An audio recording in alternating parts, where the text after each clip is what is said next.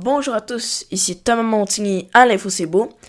Et aujourd'hui, je vais vous parler de Dictateur pour un jour. C'est une citation que j'ai utilisée pour vous présenter une autre présentation sur les élections américaines, mais sur l'après. Qu'est-ce qui va arriver si Donald Trump gagne ou si Joe Biden l'emporte? Donc, ça va être ça le sujet de la vidéo. J'avais déjà fait un gros dossier sur les plans de Joe Biden et de Donald Trump pour remporter les élections. Hier, j'ai fait un podcast sur qui va les remporter.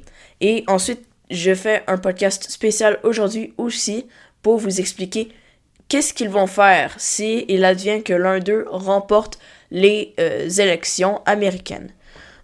Donc, pour faire un petit retour sur ce que j'ai dit, avec 3 prédictions, une que j'ai faite et 2 d'un professeur d'université, Alan Lichtman, Biden a une petite avance, et plusieurs aussi le disent, dans les sondages aussi d'ailleurs. Donc, pour l'instant, Biden aurait de l'avance. Les plans de Biden et Trump se ressemblent totalement pas. Et chacun a leur manière de gérer les choses. Donc, je vous invite à aller sur le site internet pour lire ce dossier-là très spécial, que j'ai fait une entrevue avec Karine Prémont, spécialiste sur le sujet. Et commençons par le début. Donc, un mandat sous Biden, ça ressemblerait à quoi? Donc, premièrement, il va y avoir les priorités que je vais vous afficher vers la gauche. Et ensuite, vers la droite, il y aura plus spécifiquement avec des graphiques aussi. Donc, la première priorité, c'est l'avortement. Ensuite, il y a l'immigration, le contrôle des armes, services de santé, services sociaux, le droit de vote et l'éducation. L'avortement, en fait, le but, c'est de restaurer le droit à l'avortement à l'échelle nationale, étant donné que, si vous voyez la carte qui vient d'afficher sur l'écran, c'est environ 26 États américains qui ont interdit, voire et qui vont peut-être envisager aussi de le faire, de justement interdire l'avortement ou d'y mettre des restrictions assez sévères. Et qu'est-ce qu'on remarque avec cela? C'est que c'est des États américains qui sont surtout très républicains. Donc Biden, c'est difficile de percer là-dedans et de changer les choses. Comment ça s'est passé, c'est que c'est l'accord Roe contre Wade qui a été renversé. Et là, il va essayer de le renforcer et de rétablir le droit à l'avortement partout au pays. Parce que c'est le corps des femmes et c'est leur choix. Donc ça va être à eux de décider s'ils gardent le droit à l'avortement. Puis ça m'étonnerait grandement qu'ils décident de ne pas l'utiliser. Pour continuer, on a l'immigration. On a beaucoup de revendications, même du côté de Biden et de Trump, pour répondre aux besoins de la population en termes d'immigration et surtout de sécuriser les frontières. Pas nécessairement d'amener l'armée puis de faire des tragédies comme on a déjà vu aux États-Unis là-dedans, mais c'est de plutôt les rendre sécuritaires parce qu'on voit, même du côté du Canada, mais aussi du Mexique, des immigrants illégaux qui viennent rentrer au pays. Et c'est ça qui amène beaucoup de polarisation au pays et de division et éventuellement des problèmes. Donc ils vont essayer de régler ça justement avec les mesures que Biden va faire. Donc ça c'est un graphique qui est là assez compliqué. Si vous voyez le bleu foncé, toutes les données, c'est le mandat de Biden qui s'achève. Et ensuite, le bleu pâle, les bandes verticales, c'est la prédiction du nombre d'enfants nés d'immigrants et aussi du nombre d'immigrants aux États-Unis. Donc ce nombre pourrait escalader littéralement et aussi les dépenses justement. Donc c'est un graphique assez compliqué. Si vous voulez le regarder, vous pourrez justement faire pause sur la vidéo et regarder plus précisément les chiffres. Mais je trouvais ça assez intéressant que c'est pas prêt pour s'arrêter ce phénomène-là, que la croissance est bien réelle et assez forte. Ensuite, on a le contrôle d'armes à feu. On voit que, justement, si on voit la carte, justement là, la part de personnes possédant des armes à feu dans leur foyer aux États-Unis reste assez stable, mais c'est juste en dessous de 50% de la population américaine. Donc c'est plus de 150 millions d'armes qui circulent au sein du pays et qui parfois peuvent être utilisées de la mauvaise manière. Donc c'est pour ça que Biden cherche à bannir les armes d'assaut, renforcer les vérifications pour obtenir une arme, parce qu'aux États-Unis, comment ça fonctionne, c'est que vous devez respecter certaines exigences et vous pouvez vous faire retirer votre arme si vous commettez un crime ou autre qui ne respecte pas les règles. Ensuite, ça va être aussi de combattre les républicains sur le sujet, parce que au cours de l'histoire, au cours de son mandat, Biden et les démocrates ont tenté de convaincre les républicains et la population américaine de bannir les armes parce que ça sert à rien, ça n'amène que des problèmes de la violence. Donc c'est pas mal ça. Ensuite, on a les services de santé.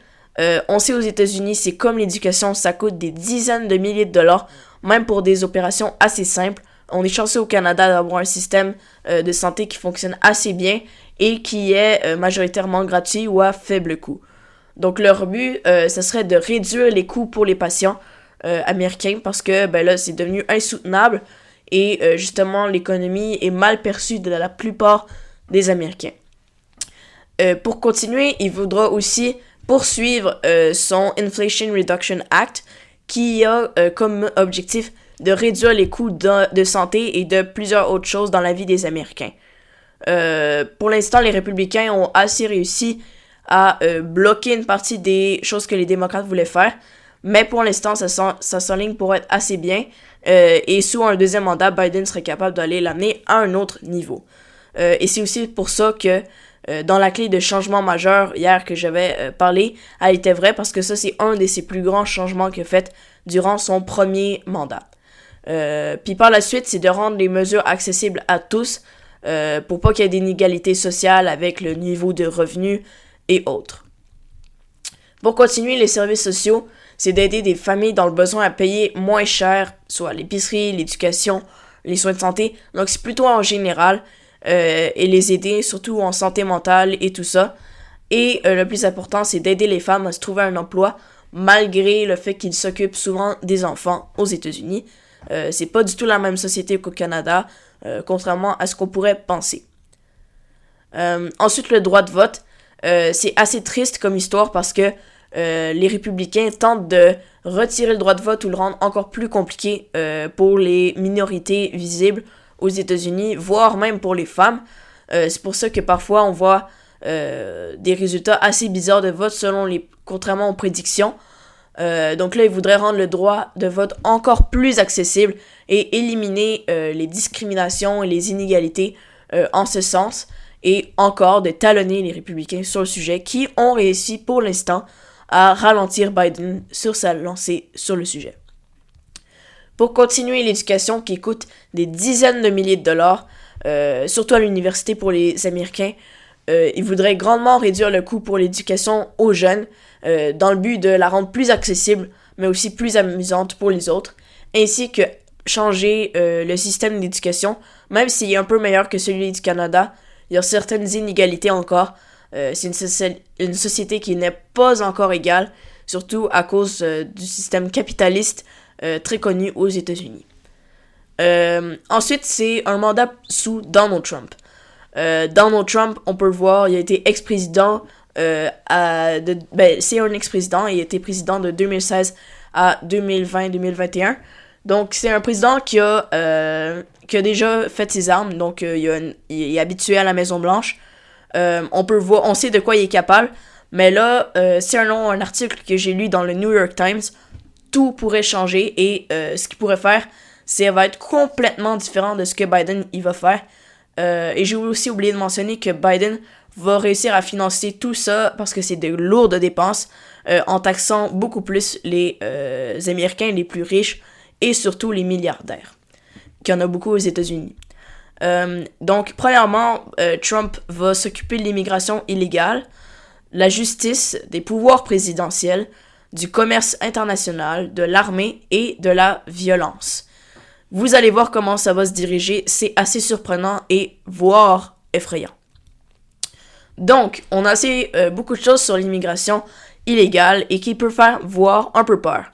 Si je reviens à la citation du début, ça disait qu'elle allait être dictateur pour un jour, mais avec tout ce qu'il affirme avoir dit, tout ce que les informations que le journaliste du New York Times a recueillies, on peut bel et bien voir que ça va ressembler à une dictature à plus qu'une journée, selon moi.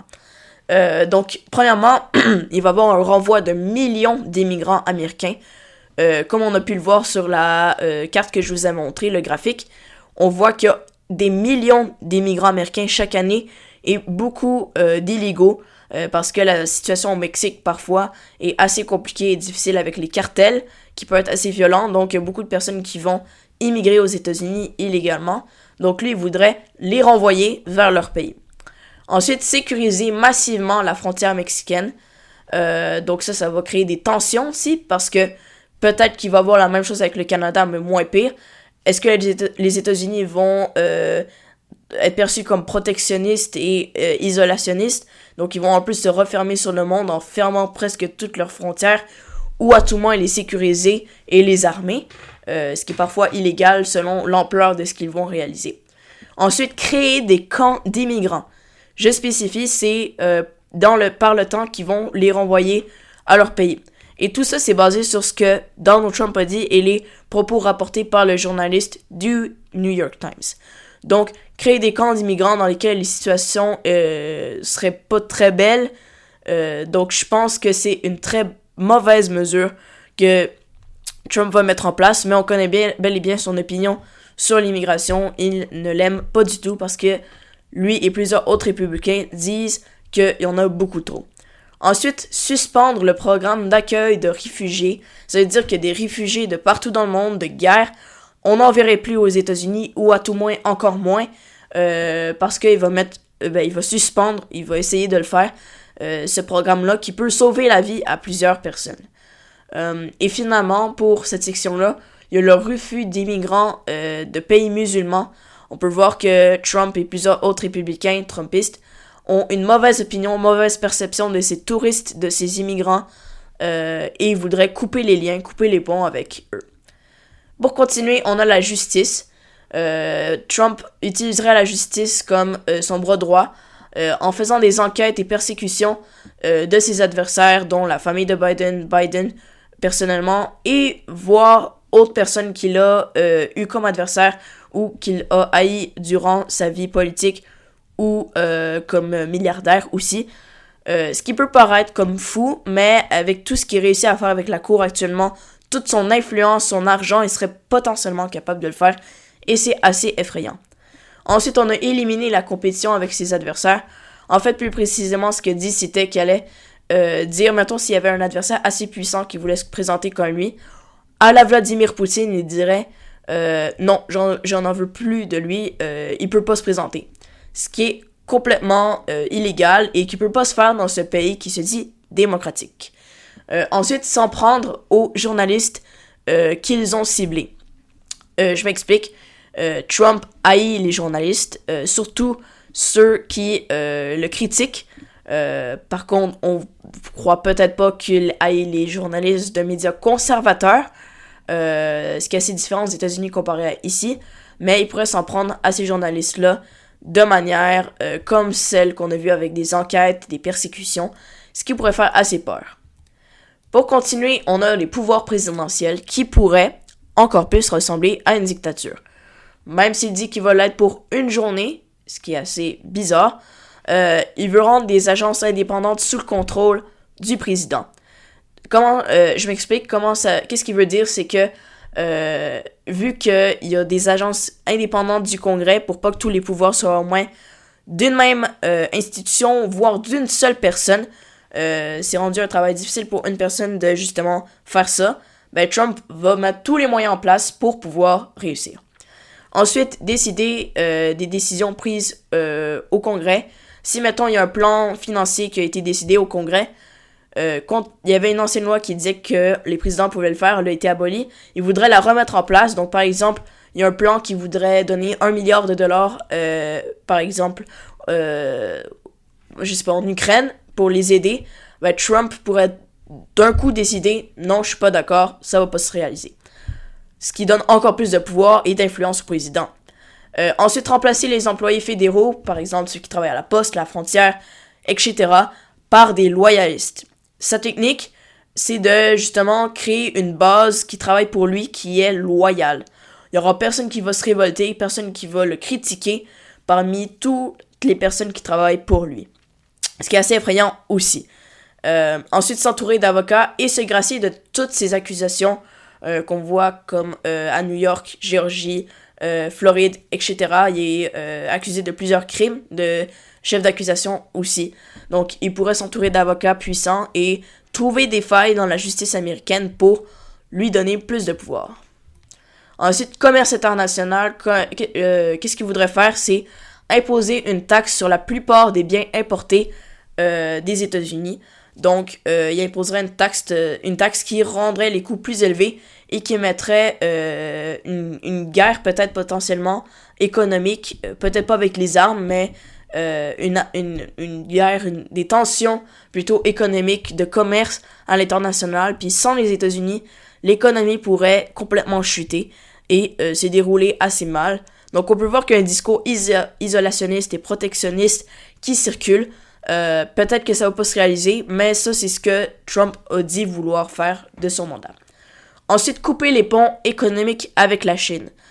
On peut voir que Trump est pas un grand fan des Chinois, de la Chine, des biens portés, de leur économie, de leur armée, etc. Trump veut couper les ponts économiques avec la Chine, voire interdire les biens importés de ce pays-là. Donc, c'est vraiment un mouvement d'isolation. Pour continuer, l'armée, réévaluer l'importance de l'OTAN, ça on n'est pas surpris, on l'a vu, on parlait assez récemment. Il a dit que l'OTAN il allait réévaluer son rôle et son importance. Donc, est-ce que les États-Unis vont rester dans l'OTAN?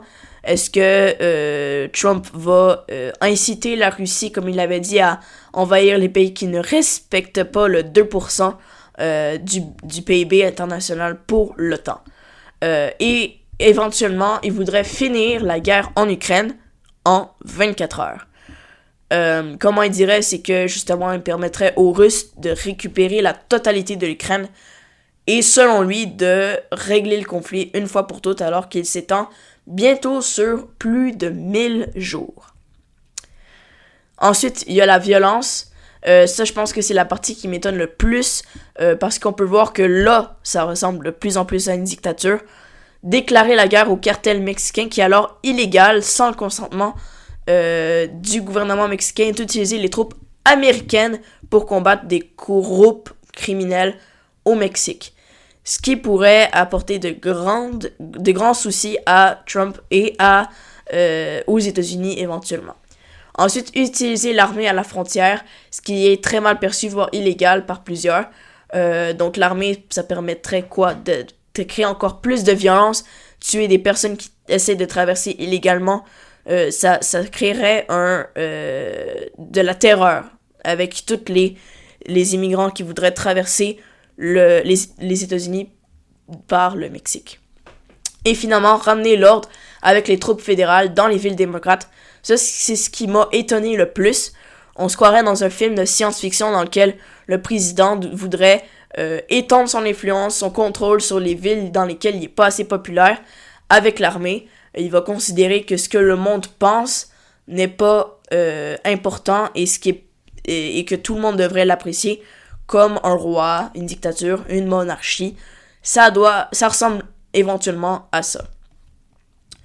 Ensuite, qu'est-ce qu'il sera à surveiller pour les prochaines élections américaines? Comme on peut le voir en bas ici, cette image-là, c'est une image de plusieurs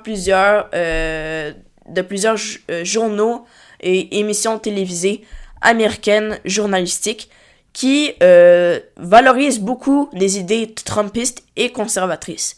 On se demande si c'est des journalistes qui parlent d'actualité normalement ou si ils sont sous le contrôle ou s'ils seraient des perroquets, comme Richard Etu l'a dit, de Trump. Parce qu'on peut voir avec les images, on parle beaucoup de Biden, on le critique aussi. C'est des dizaines et des dizaines de médias télévisés qui parlent constamment de ça et qui pourraient éventuellement changer l'opinion de plusieurs et faire en sorte que plusieurs perçoivent Biden et son administration très négativement. Ensuite, si on descend en dessous de cette image-ci, on voit le logo de Instagram, YouTube et TikTok. 3 médias sociaux qui sont assez populaires chez les Américains, surtout chez les jeunes. On peut voir que les deux présidents sont vraiment pas populaires chez les jeunes. Et c'est pourquoi que Donald Trump s'est lancé sur TikTok le 1er juin dernier dans le but de étendre son influence. L'équipe de Biden était déjà dessus, il cumulait quelques centaines de milliers d'abonnés. En quelques jours, Trump a dépassé le cap du 6 millions d'abonnés. C'est énorme pour un président américain qui est bientôt octogénaire. Donc, c'est assez énorme et grâce à ces vidéos-là, il va tenter de justement convaincre le monde encore, comme on peut voir avec les médias au-dessus, que justement, c'est lui la bonne option et que Biden, il critique énormément. Ensuite, si on va vers la gauche, on voit l'inflation. Ce serait très intéressant à constater. La perception de la population face à l'économie est complètement différente à comment l'économie se comporte. L'économie se comporte très bien, mieux que plusieurs pays dont le Canada, la France, l'Europe en général, la Chine, la Russie, name it. L'économie américaine va très très bien actuellement, même si ça peut paraître le contraire.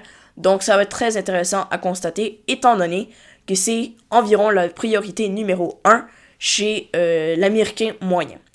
Ensuite, vers la gauche, vous allez peut-être reconnaître Hunter Biden qui a des troubles justement pour avoir possédé une arme illégale dans l'état du Delaware. Et là, il a été reconnu coupable. Et là, ce qui sera à surveiller, c'est comment Trump va se servir de ça pour dire que Biden, encore une fois, est mauvais. Mais la nuance là-dedans, c'est que Trump a dit qu'il allait aider Hunter Biden à sortir et à se débrouiller, à sortir de prison ou de pouvoir l'aider avec ses problèmes. On ne sait pas actuellement s'il va aller en prison ou pas. Donc, ça pourrait complètement influencer si Hunter Biden va être influencé par Trump ou va tenter de rester avec Biden. Ce qui sera très intéressant à constater, c'est si Biden va gracier son propre fils. On pense que non, il a même dit, parce que sinon, ça démontrerait qu'il y a du favoritisme et qu'il y a éventuellement quelqu'un qui est au-dessus de la loi. Il y a plusieurs personnes qui disent que personne est au-dessus de la loi. On a pu voir avec le procès de Trump, le procès de Hunter Biden. 2 personnes très haut placées, riches, fortunées, qui ont une grosse influence. Donc on peut voir que personne n'est au-dessus de la loi pour ces 2 personnes-là, que Biden ne va pas gracier son fils malgré ses futures demandes possiblement. Et on peut voir, ça peut sembler anodin ou qu'on peut pas beaucoup le voir, mais l'insigne vote qui au-dessus c'est rouge, bleu en bas, ça démontre que ça démontre tout, les sondages, comment les élections vont se comporter. C'est un peu une image qui nous laisse réfléchir à comment ça va se dérouler. C'est ça que je vous invite à faire. Vous pourrez m'écrire sur le site internet pour me dire qu'est-ce que vous en pensez des élections américaines, qu'est-ce qui va se passer. Vous pensez que c'est qui va gagner? Est-ce que vous pensez qu'il va y avoir un autre assaut du Capitole ou quelque chose de violent encore? Est-ce que les sondages, comment vous pensez qu'ils vont se comporter au fur et à mesure? Ou tout simplement, est-ce que vous croyez que la majorité des Américains vont voter, même s'il y en a une énorme partie qui sont indépendants, soit indécis? Donc, je vous invite à m'écrire sur le site internet de l'Info C'est Beau. Et c'est ce qui conclut ce long podcast, encore une fois. Donc, merci d'avoir écouté. C'était Thomas Montigny à l'Info C'est Beau.